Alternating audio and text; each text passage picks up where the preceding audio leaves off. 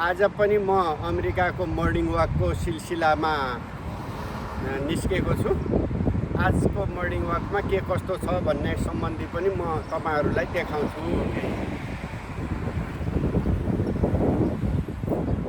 ल यो चाहिँ आजको मेरो बाटो रुट हो। यतातिर गाडीहरुको धेरै भएको हुनाले त्यहाँ म जान्न। यो ठाउँमा हामी यो चाहिँ जेलसको भन्छन्, यहाँ सामानहरु घराइसी सामानहरु अथवा तरकारी खाद्यान्न किन्ने ठाउँ हो। तर यो स्थानीय भएको हुनाले महँगो हुन्छ। यहाँको हामीहरु चाहिँ जाँदाखेरि वालमार्ट, कस्टको मा जान्छु, यो गर्दैनौं। अनि ल यो छ आजको आकाश चाहिँ एकदम नीलो छ, राम्रो छ, घाम लागेको छ। नेपालको तापक्रम त्यही 12-13 डिग्री सेल्सियस जस्तै छ। चिसो हावा छ, रमाइलो छ। प्रायः यस्तो किसिमको हुन्न, हावा पनि सर्र लागेको छ। हामी चाहिँ मर्निङ वाकमा निस्केका छु। यो अमेरिकाको अब यस्तो छ यसमा यो त्यहाँ चाहिँ एउटा स्टारबक्स कफी शप छ। स्टारबक्स कफी शप छ त्यहाँ। यो मेरो कोठाको नजिक पर्छ। कहिलेकाहीँ बाहिर घुम्न नभएको बेला कफी खाने मन लाग्यो भनेपछि यहाँ आउँछु।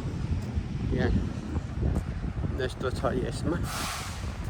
यहाँको वातावरणको सम्बन्धमा मैले केही भन्नुपर्ने र केही अनुभव साटासाट गर्नुपर्ने भएको हुनाले म यो गर्दै भिडियो बनाउँदैछु।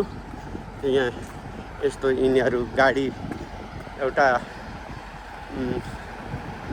अफिस अथवा पसल अथवा सार्वजनिक ठाउँ भयो भने त्यो मान्छे कति आउन सक्छन् र कतिवटा गाडी राख्न सक्छन् भन्ने विचार गरेर नै त्यहाँ अफिसहरू बनाएको हुँदो रहेछ। जे होस्, मलाई त यस्तो किसिमको लाग्छ कि यहाँको मान्छेहरूको प्रति व्यक्ति एउटा गाडी हुनुपर्छ। गाडी नभएर त केही पनि हुँदैन रहेछ। यहाँ कहीँ नजिकै अथवा टाढा जहाँ जाँदाखेरि पनि गाडी नै युज गर्दो रहेछ गाडी।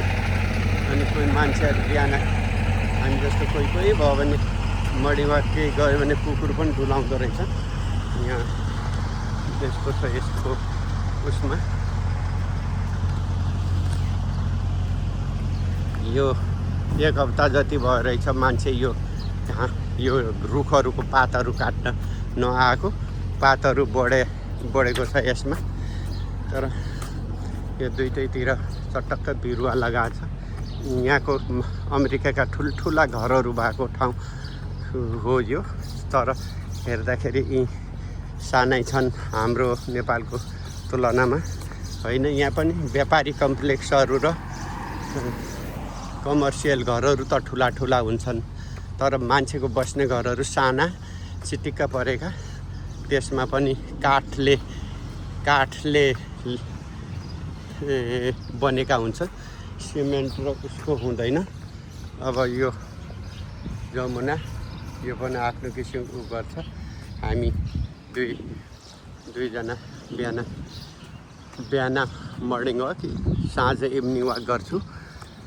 त्यो पनि हप्ताको 1-2 दिन, किनभने अरूको दिन त हामी टाढा घुम्न जान्छौँ। घुम्न गएको दिनमा त भ्याउँदैन। तर टाढा घुम्न नगएको दिनमा, कोठामा बस्ने दिनहरूमा चाहिँ यो वाकिङ गर्छु।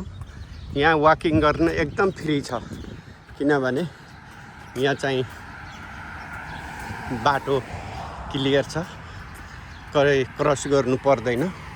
मान्छेले हिँड्ने पेडेस्ट्रियनको लागि छुट्टै बाटो छ। यहाँ जङ्गली जनावर तथा भुसिया कुकुरहरू हुँदैन। अर्को, गाडीले हर्न दिँदैन। गाडी हिँड्ने बाटो कतैतिर गाडी हिँड्ने बाटोमा क्रस गर्नु पर्ने भयो भने पनि कि अन्डरपास कि ओभरपास हुन्छ। त्यसैले चिन्ता छैन।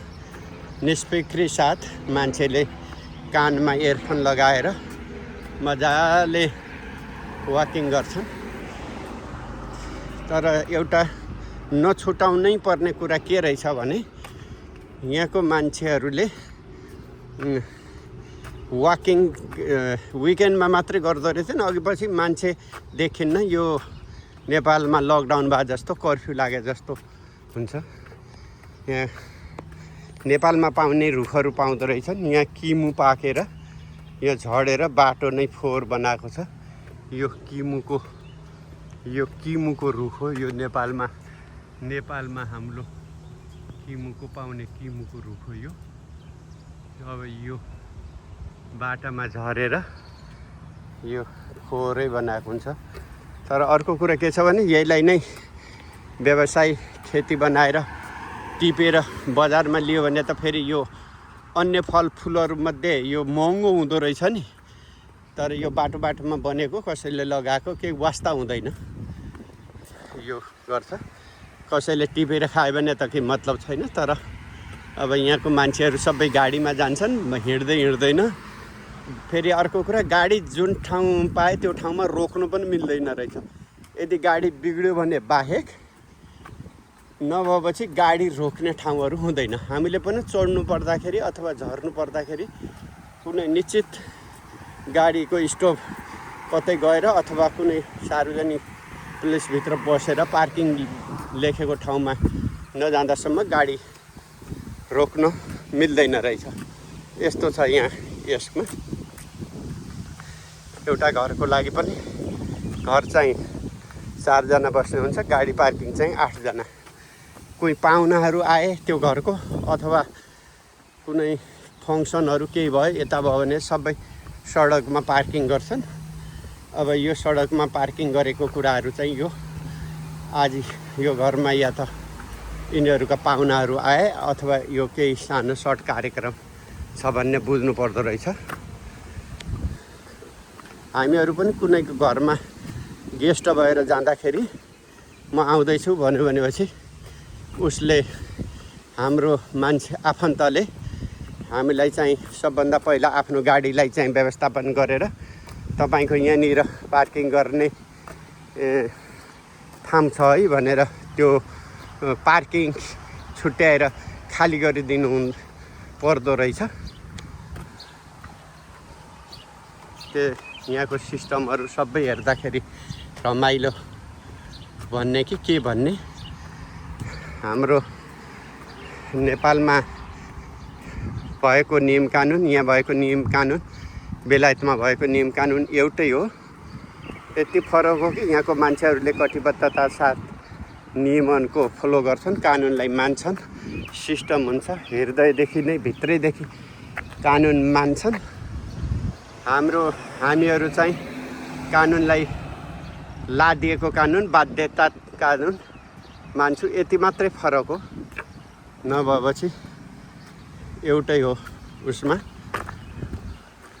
अब लामो छ, हिँड्नुपर्ने बाटो लामो छ। यति मलाई पनि म के मात्रै आशा गर्न सक्छु भने हाम्रो नेपालमा पनि केही वर्षपछि त पक्कै सबै कुराहरू होला। अहिले तत्काल चाहिँ यस्तो